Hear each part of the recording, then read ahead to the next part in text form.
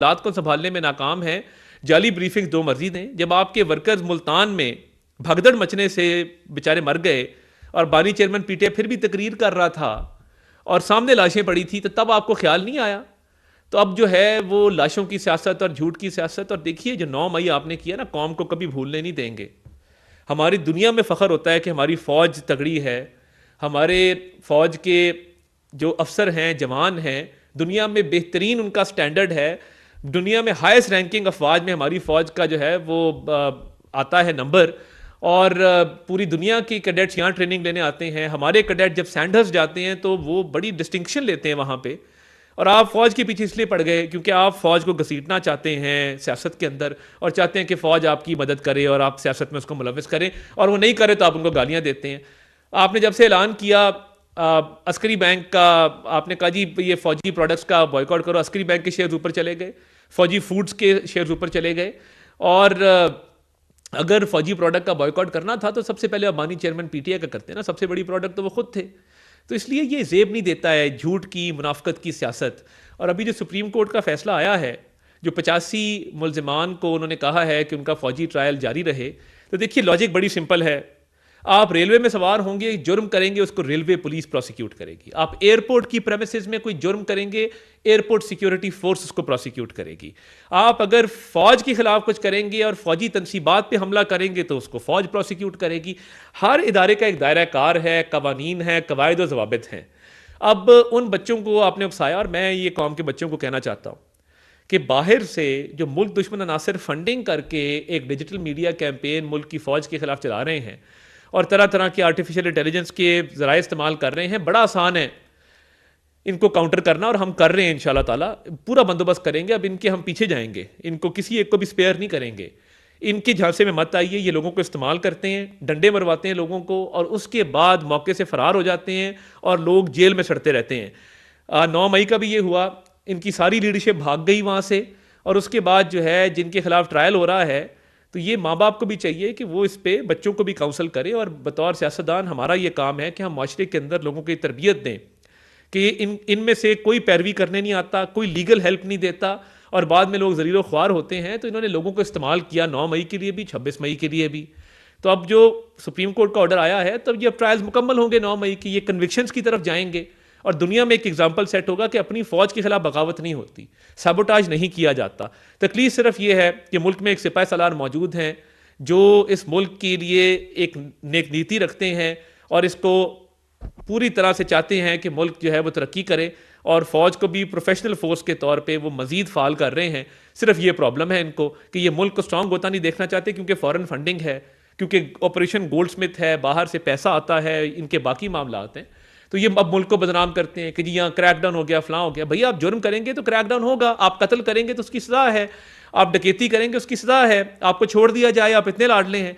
Problem सिर्फ ये है। और अब कल एक अनफॉर्चुनेट न्यूज़ एक बहुत जिम्मेदार इदारे ने जारी की कि जी 150 जर्नलिस्ट के जो हैं वो अरेस्ट वारंट जारी हो गए।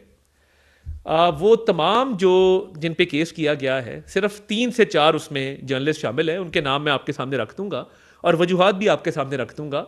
मगर जिन लोगों का खदशा जाहिर किया जा रहा था कि जी फलां साहब का नाम आ गया, मैं नाम यहाँ नहीं लेना चाहता, किसी का नाम नहीं है, 3-4 जर्नलिस्ट हैं, वो आपसे वक्त आने पे हम शेयर कर लेंगे। बाकी इनके पॉलिटिकल एक्टिविस्ट हैं जिन्होंने सोशल मीडिया के ऊपर लोगों को तशद्दुद पर उकसाया, लोगों को कहा कि इंतशार फैलाओ, आग फैलाओ, जाके जलाओ घिराव करो, जाके फायरिंग करो, लोगों पर तशद्दुद करो, लॉ इन्फोर्समेंट एजेंसीज के लोगों को शहीद करो। जो रेंजर्स शहीद हुए हैं, जो पुलिस वाले शहीद हुए हैं, उनका खून किन के हाथों पे हम तलाश करें? क्या आप लोगों ने फायरिंग नहीं की? क्या आप लोगों ने गाड़ियां नहीं चढ़ाई उनके ऊपर?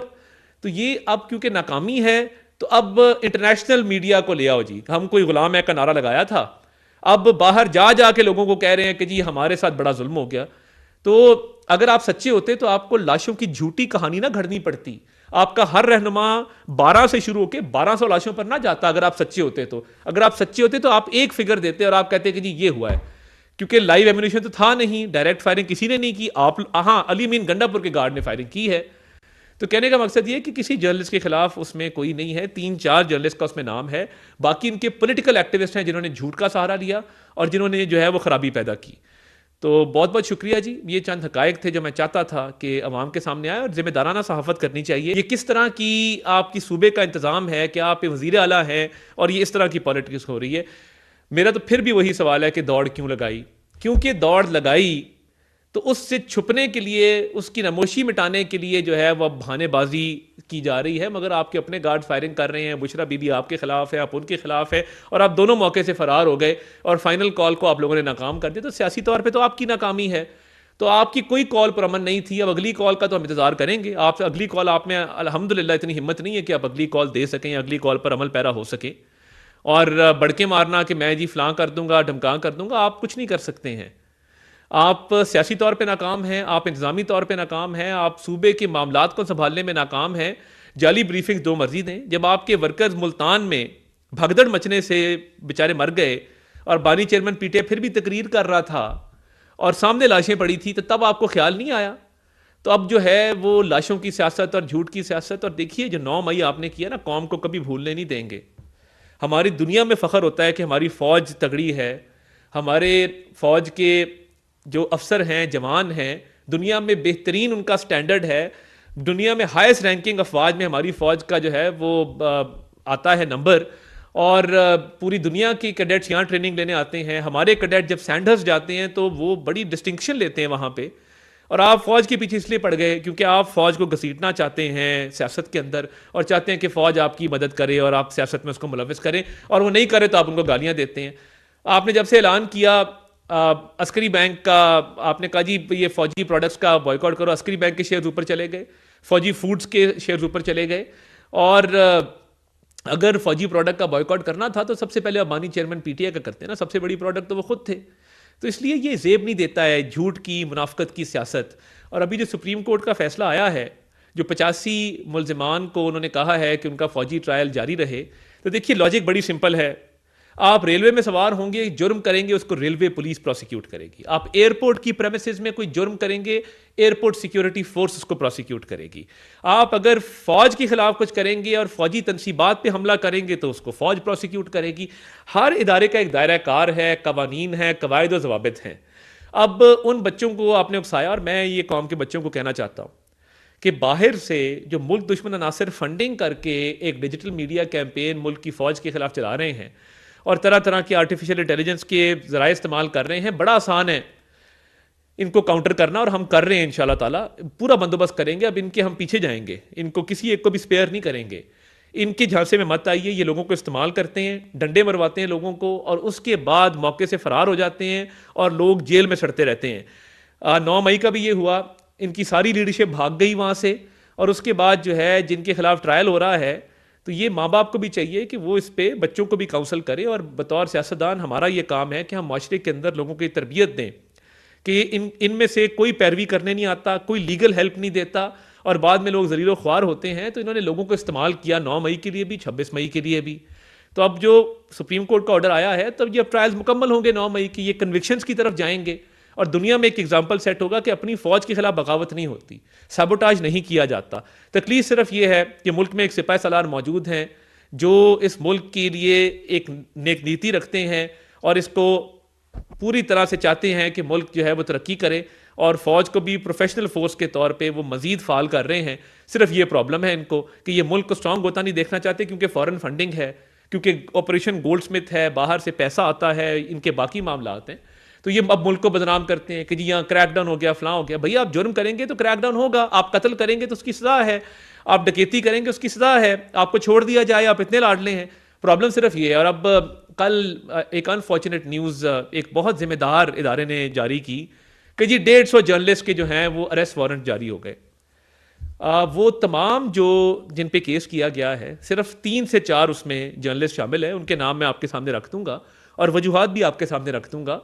मगर जिन लोगों का खदशा जाहिर किया जा रहा था कि जी फलां साहब का नाम आ गया, मैं नाम यहाँ नहीं लेना चाहता, किसी का नाम नहीं है, 3-4 जर्नलिस्ट हैं, वो आपसे वक्त आने पे हम शेयर कर लेंगे। बाकी इनके पॉलिटिकल एक्टिविस्ट हैं जिन्होंने सोशल मीडिया के ऊपर लोगों को तशद्दुद पर उकसाया, लोगों को कहा कि इंतशार फैलाओ, आग फैलाओ, जाके जलाओ घिराव करो, जाके फायरिंग करो, लोगों पर तशद्दुद करो, लॉ इन्फोर्समेंट एजेंसीज के लोगों को शहीद करो।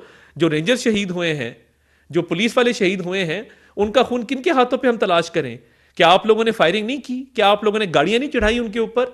तो ये अब क्योंकि नाकामी है, तो अब इंटरनेशनल मीडिया को ले आओ जी, हम कोई गुलाम है का नारा लगाया था, अब बाहर जा जाके लोगों को कह रहे हैं कि जी हमारे साथ बड़ा जुल्म हो गया।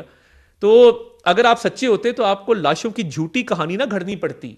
आपका हर रहनुमा 12 से शुरू होकर 1200 लाशों पर ना जाता। अगर आप सच्चे होते तो, अगर आप सच्चे होते तो आप एक फिगर देते और आप कहते कि जी ये हुआ है, क्योंकि लाइव एम्यूनिशन तो था नहीं, डायरेक्ट फायरिंग किसी ने नहीं की। आप हाँ, अली अमीन गंडापुर के गार्ड ने फायरिंग की है। तो कहने का मकसद ये कि किसी जर्नलिस्ट के खिलाफ उसमें कोई नहीं है, 3-4 जर्नलिस्ट का उसमें नाम है, बाकी इनके पॉलिटिकल एक्टिविस्ट हैं जिन्होंने झूठ का सहारा लिया।